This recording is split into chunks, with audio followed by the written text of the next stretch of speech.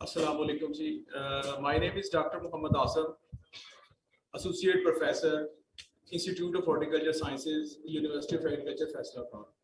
तो सबसे पहले जो है वो मैं डायरेक्टर जनरल आरी और डायरेक्टर हॉर्टिकल्चर और इसके अलावा जो डायरेक्टर्स हैं उन सब का मशहूर हूँ कि उन्होंने एक बड़ा ही अच्छा जो है वो ट्रेनिंग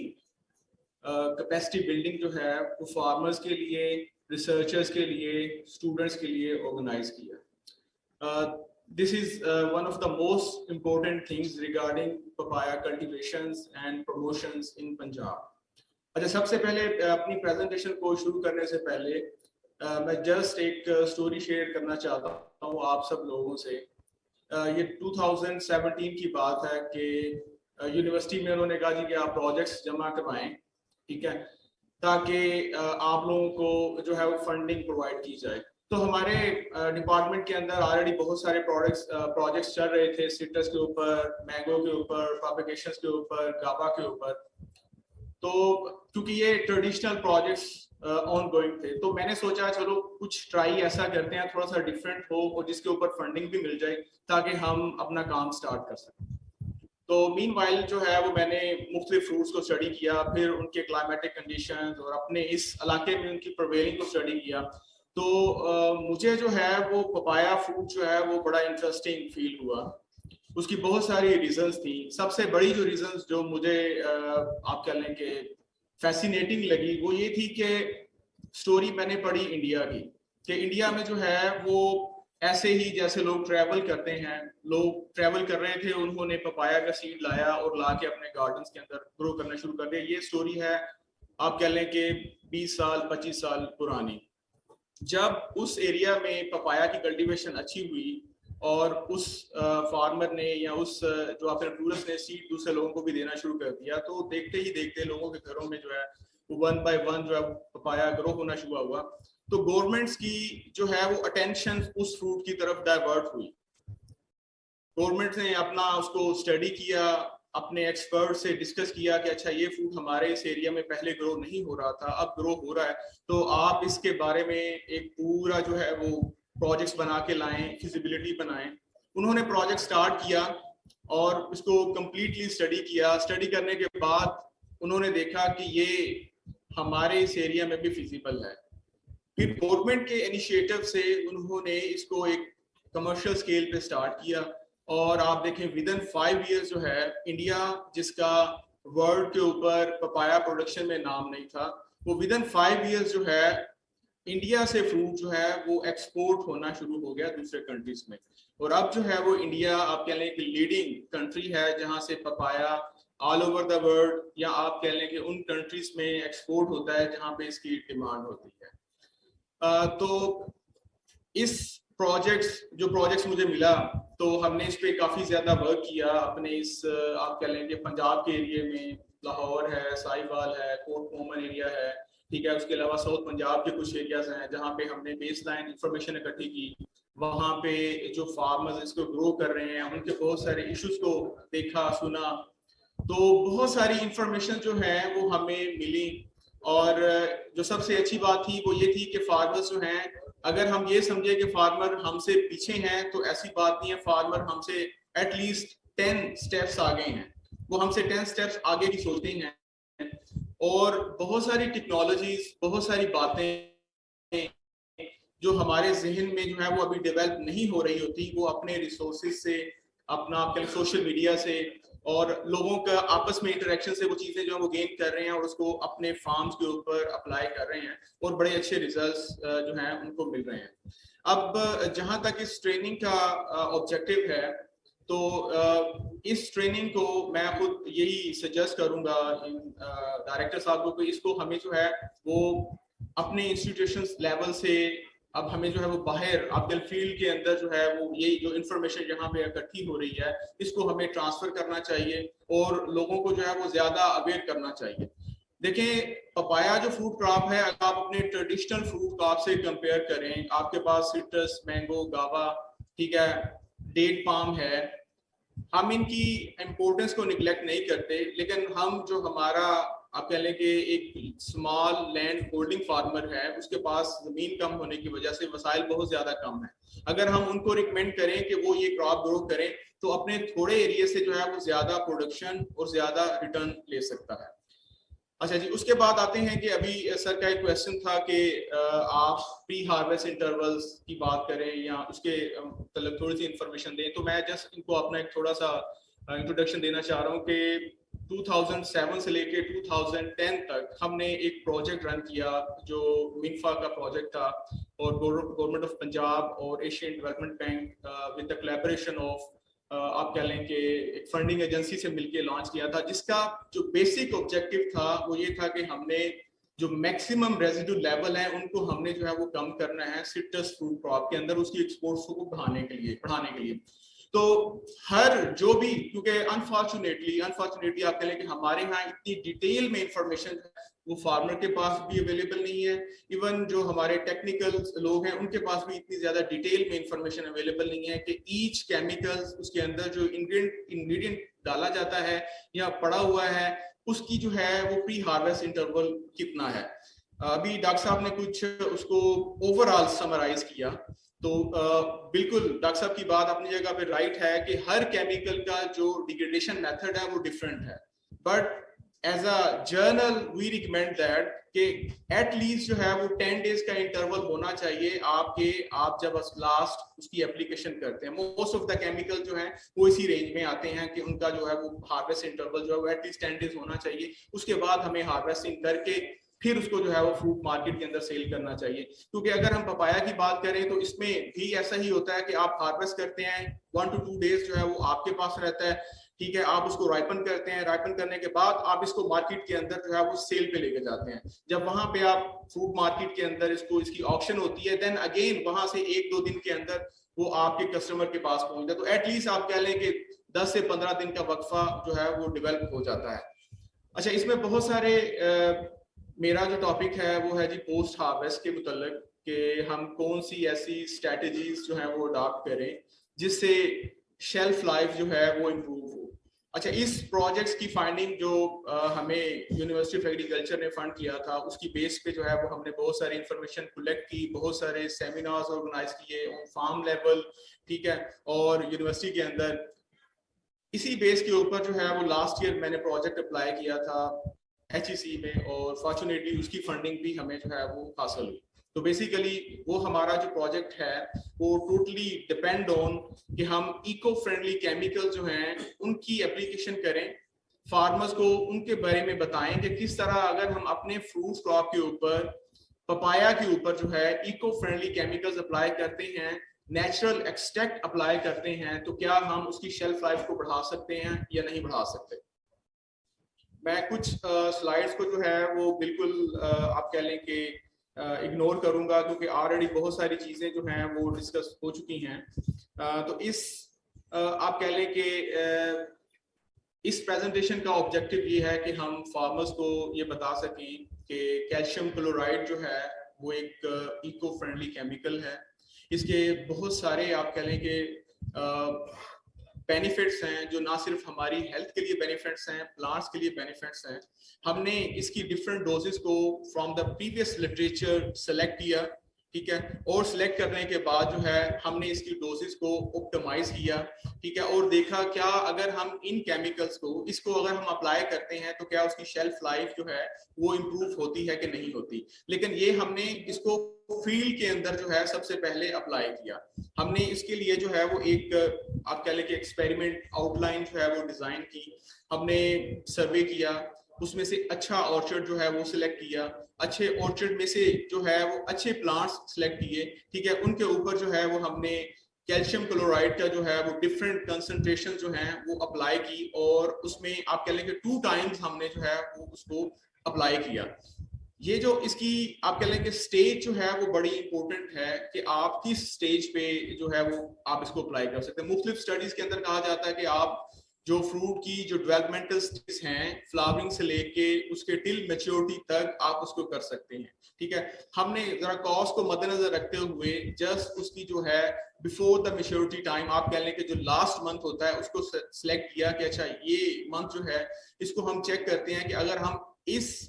मंथ के अंदर उसके जो लास्ट मेच्योरिटी टाइम है, आप कह लेंगे 150 डेज के अंदर, क्या उसकी हमें कोई अच्छे बेनिफिट्स रिजल्ट्स मिलते हैं कि नहीं मिलते। ये हमारे ऑर्चिड की सिलेक्शन है उसके ऊपर। अच्छा, इसके आप कह लेंगे हमने, आप कह लेंगे 15 डेज का जो है पहला स्प्रे और उसके 1 वीक बाद हमने दूसरा स्प्रे किया था। उसके बाद हमने उसको हार्वेस्ट किया। हार्वेस्ट करने के बाद जो है हमने उसको जो है एक रीफर वैन के जरिए अपने लैब के अंदर लेके आए। लैब के अंदर जो है वो 10 डिग्री सी जो है वो टेम्परेचर हमने मेंटेन किया हुआ था, और उस स्टोरेज के अंदर हमने उसको 21 डेज के लिए जो है वो रखा। उसके बाद हमने क्या किया कि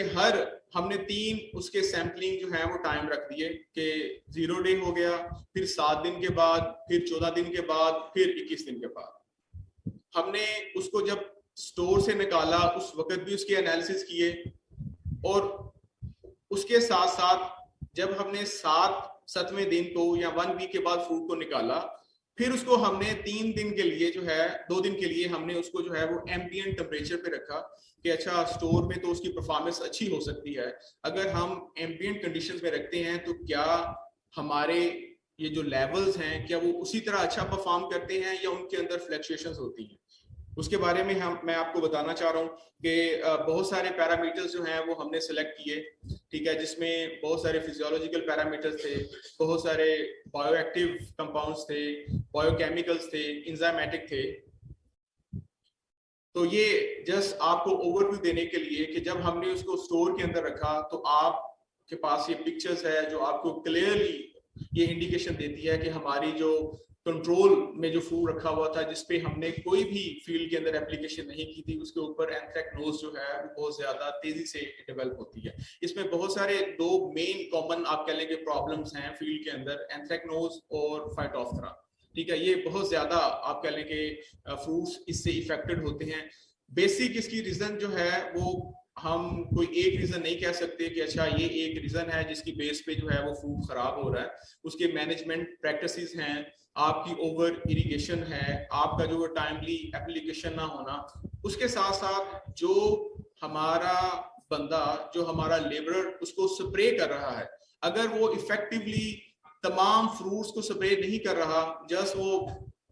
बाग के अंदर घूम रहा है, तो फिर आप कहें कि जितनी मर्जी आप स्प्रे कर लें, आपका जो है वो प्लांट डिजीज के अटैक से नहीं बच सकता। उसकी मेन रीजन ये है कि इसकी जो कैनोपी होती है उसकी आप कह लेंगे एक पूरी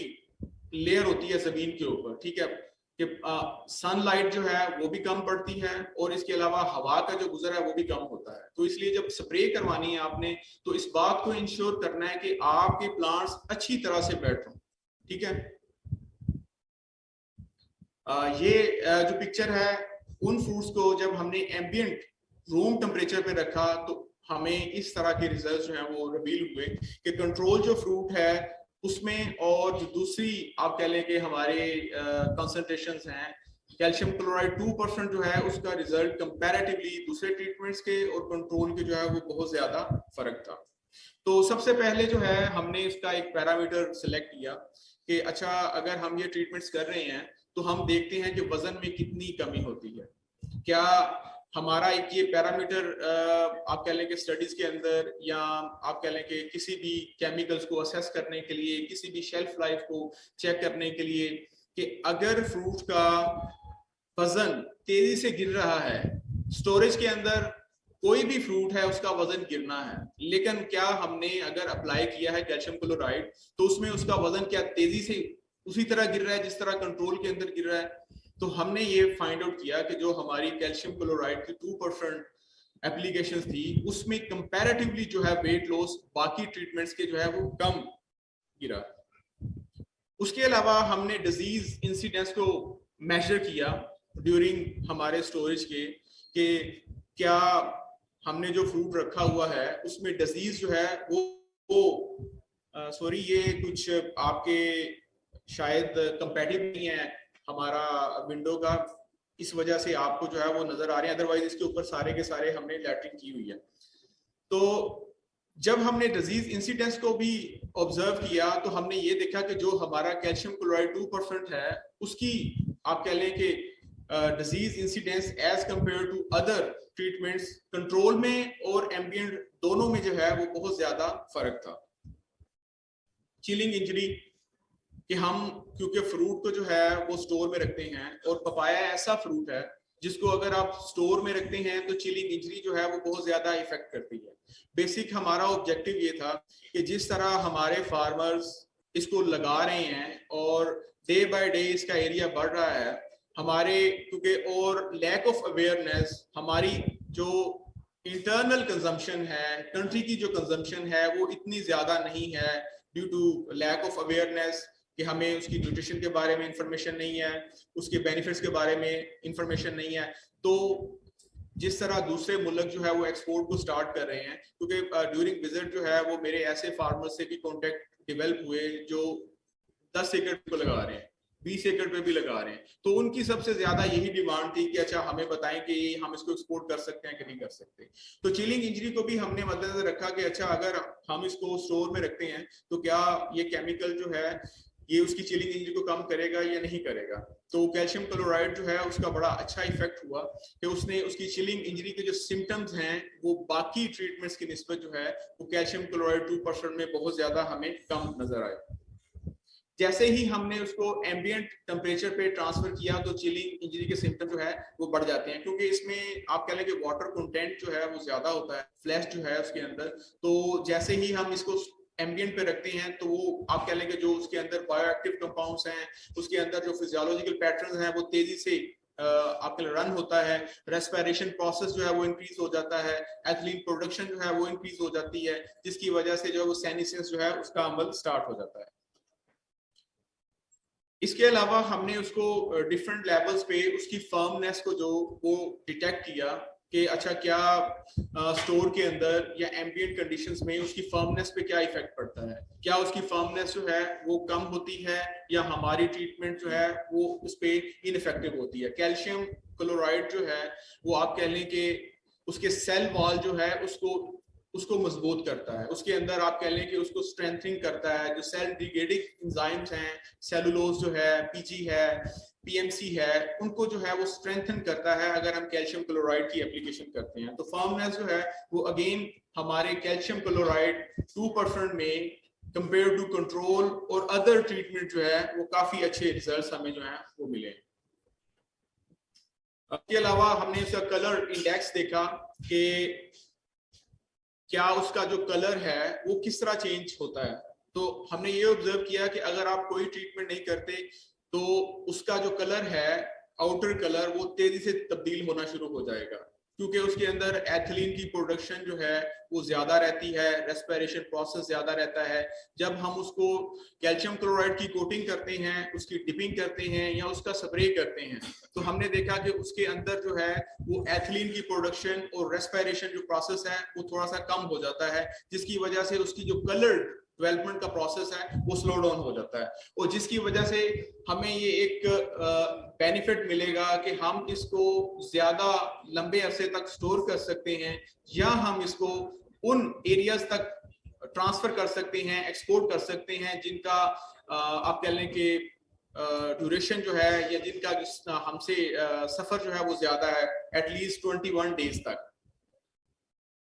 रेस्पिरेशन प्रोसेस है, ठीक है, वो इसी तरह रेस्पिरेशन प्रोसेस हमने कार्बन डाइऑक्साइड जो है उसको ऑब्जर्व किया जार्स के अंदर रख के 1 बाय 1 फ्रूट को कि अच्छा इसमें कितनी ज्यादा जो है वो हमने 3 फ्रूट रखे हर ट्रीटमेंट के अंदर, उनका हमने सैंपल लिया, फिर उसको हमने रीड आउट किया और उसका डाटा जो है वो हम आपको प्रेजेंट कर रहे हैं। तो रेस्पिरेशन प्रोसेस जो है वो कैल्शियम क्लोराइड ट्रीटमेंट्स के अंदर एज कंपेयर टू कंट्रोल जो है वो कम था। इलेक्ट्रोलाइट लीकेज, इलेक्ट्रोलाइट लीकेज क्या होता है जी कि जब हम उसकी सेल वॉल को या उसके फ्लैश को पानी के अंदर कुछ देर के लिए रखते हैं, हाफ एन आवर, तो उसके अंदर से इलेक्ट्रोलाइट जो है वो रिलीज होते हैं। जितने ज्यादा इलेक्ट्रोलाइट रिलीज होंगे उसका मतलब यह है कि आपका फ्रूट, आपका जो उसकी सेल वॉल है वो तेजी से जो है वो डिकम्पोज हो रही है, ठीक है। तो कैल्शियम क्लोराइड की ट्रीटमेंट में जो है वो इलेक्ट्रोलाइट लीकेज जो है वो बनिस्बत दूसरे फ्रूट्स के वो कम थी। उसमें जो शुगर्स आप कह लें कि कंटेंट हैं, क्योंकि कैल्शियम क्लोराइड ना सिर्फ उसके कलर डेवलपमेंट को स्लो डाउन कर रही थी, रेस्पिरेशन को स्लो डाउन कर रही थी, बल्कि इसके साथ साथ उसने उसके जो शुगर डेवलपमेंट प्रोसेस है उसको भी स्लो डाउन किया। क्योंकि अगर वो तेजी से